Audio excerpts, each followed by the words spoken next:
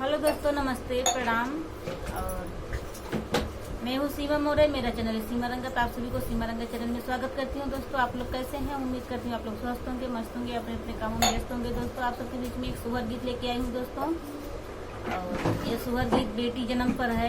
आप लोग ने बेटा जन्म गीत बहुत सुना होगा, लेकिन ये बेटी जन्म गीत है। तो आप लोग को कैसा लगा कमेंट करके जरूर बताइएगा दोस्तों। आप लोग को दिल से धन्यवाद बोलती हूँ दोस्तों। अगर आप लोग के गीत पसंद आए तो प्लीज आप लोग प्यारा सा कमेंट करके जरूर बताइएगा और लाइक शेयर सब्सक्राइब जरूर करें आप सब। हेलो दोस्तों, नमस्ते, प्रणाम। संगीत बाई किरण के चैनल पे आप लोग का स्वागत है दोस्तों। आप लोग के बीच में बेटी जन्म गीत लेकर आए हैं। कैसा लगेगा कमेंट बॉक्स में जरूर बताइएगा। तो चलिए हम सुनाते हैं। धन धन भाग्य अंगनावा जे बाजेला बाजन मनु हो। धन धन भाग्य अंगनावा जे बाजेला बाजन मनु हो। हे ललना जौने को की बेटी जन्म लियू को खोला पावन हो। हे ललना जौने को की बेटी जन्म लियू को खोला पावन हो। दादा लूटावट बाटे आना धन दादी रूपाई अनु हो। दादा लूटावत बाटे आना धन दादी रूपाई अनु हो।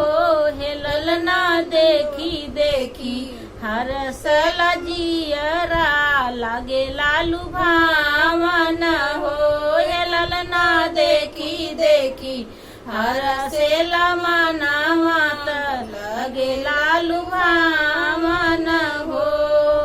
हे ललना जौने कोखी बेटी जन्म लियू कोख होला पावन हो। हे ललना जौने कोखी बेटी जन्म लियू कोख होला पावन हो। राजा जी के माना माया नंद भैले नदी बधाया लामई हो। राजा जी के माना माया नंद भैले नदी बधाया लामई हो। हे ललना कूदी कूदी नाचेला देवरत देखी के सुहावन लागेला। हे ललना कूदी कूदी नाचेला देवरत देखी के सुहावन लागे हो। हे ललना जौने को की बेटी जन्म लियू कोख होला पावन हो। हे ललना जौने को की बेटी जन्म लियू कोख होला पावन हो। धन धन भाग्य अंगनावा जे बाजेला बाजना मनु हो।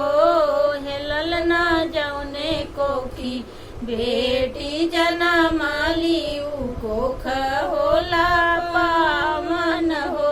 हे ललना जौने को की बेटी जन्म लियू कोख होला पावन हो। धन धन भाग्य अंगनावा जे बजेला बाजन मनु हो। धन धन भाग्य अंगनावा जे बजेला बाजन मनु हो। हे ललना जौने को की बेटी जन्म लियू कोख होला पावन हो। तो आप सभी को सुहर गीत कैसा लगा कमेंट करके जरूर बताइए दोस्तों। मिलते हैं अगले वीडियो में, तब तक आप सभी से हर हर महादेव। हर हर महादेव।